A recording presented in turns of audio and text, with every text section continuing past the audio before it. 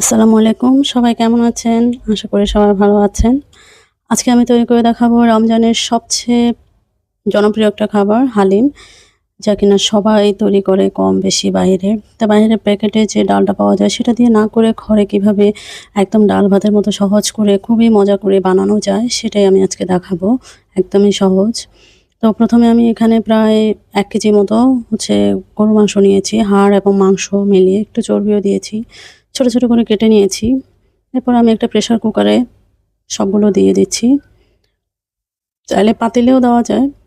তারপরে কিছুটা তেজপাতা দিয়ে দিলাম। কাঁচামরিচ এবং শুকনো মরিচ ২ টাই দিচ্ছি আস্ত, আস্ত। এখানে পেঁয়াজ দিয়ে দিলাম ১.৫ কাপ। ১.৫ কাপ পরিমাণ পেঁয়াজ। আর ১.৫ টেবিল চামচ পরিমাণ করে আদা এবং রসুন বাটা দিয়ে দিচ্ছি।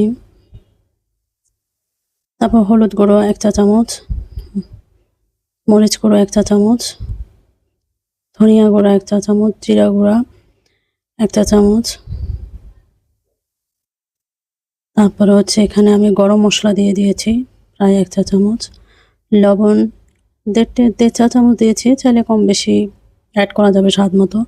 আর তেল দিয়ে দিয়েছি এখানে আমি 1/2 কাপ পরিমাণ, যেহেতু চর্বি আছে। আর প্রেশার কুকারের পরিমাণ অনুযায়ী পানি দিয়ে দিতে হবে। বড় হলে সেক্ষেত্রে একটু কম দিলেও চলে, আর ছোটো হলে সেক্ষেত্রে পরিমাণ অনুযায়ী, কারণ আমি অনেকক্ষণ ফুটিয়ে তারপর প্রেশার করব। এই তো ফুটে গেল। আমি প্রায় ১০ মিনিটের মতো ফুটিয়ে নিয়েছি, যাতে মশলার যে একটা স্মেল সেটা চলে যায়।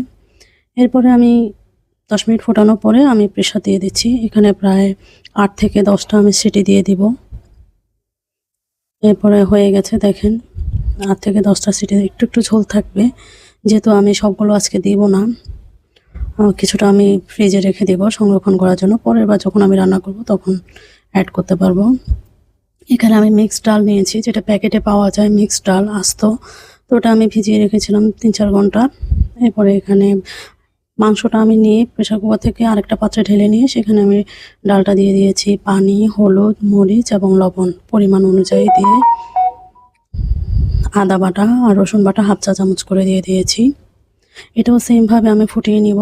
এখানে আমি 5টা সিটি নিয়ে নিব, যেহেতু এখানে ছোলার ডালও আছে, তাহলে একটু সিটিটা বেশি লাগবে।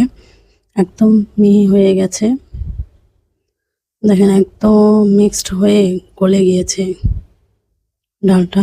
এরপর আমি একটা ঘুটনির সাহায্যে ভালো মতো ঘুটে নিব। দেখেন একদম সুন্দর একটা ইয়েলো কালার এসছে।